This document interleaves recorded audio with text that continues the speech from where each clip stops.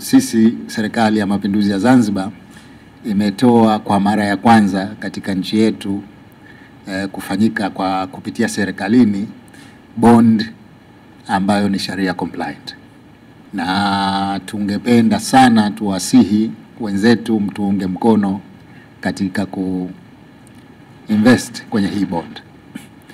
Na wakati tunafanya hesabu za yield ya hii bond, tuliona ukilinganisha na wenzetu bondi zao tulikwenda above ya kwao by then. Maana wao 7 years walikuwa around 9%, sisi tulikwenda 10.5 makusudi ili tuweze kuattract watu kuweka fedha zao.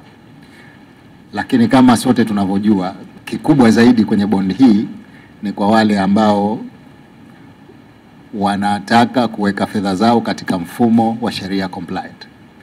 Kwa hiyo mabenki yote yenye Islamic window, najua kuna CRDB, najua kuna NBC, kuna NMB, kuna KCB, wote wana Islamic window. Na kama lile uzoefu wetu sisi wa PBZ Islamic window kukosa sehemu za kuwekeza ina apply huko, maana yake hapa sasa sisi tumekuja na sehemu ya kuwekeza. Islamic banks hizi zote lazima wawekeze kwenye sharia compliant investments.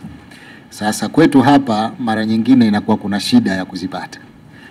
Hii sisi tumekuja na solution katika hilo. Kwa hiyo tungependa zile fedha zote zilizokuwa accumulated over all these years kukosa sehemu, here you are.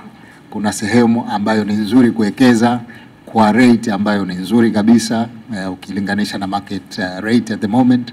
Kwa hiyo tunawaomba sana mtusaidie kuwekeza huko. Kampuni binafsi ambazo zingependa kuparticipate kwenye sharia compliant investments, hii ya kwetu ina offer that opportunity.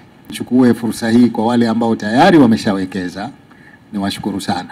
Tunakushukuruni kwa kutunga mkono katika jambo hili la kwanza la aina yake, na tungependa lifanikiwe ili tuwe tuna tranches nyingine na nyingine in the future.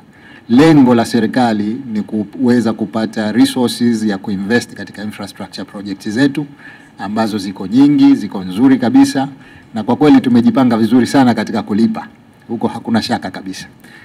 Kwa hiyo msiwe na wasiwasi kwenye masuala ya ulipaji, kwa sababu tumejipanga vizuri, we know kwamba hakutokuwa na shida yoyote upande huo. Kwa hivyo ni waombe kwa wale ambao wameshawekeza waangalie uwezekano wa kuongeza, na wale ambao hawajawekeza basi ni waombe kwamba wafikirie kuwekeza, na deadline yetu ni tarehe 11 April.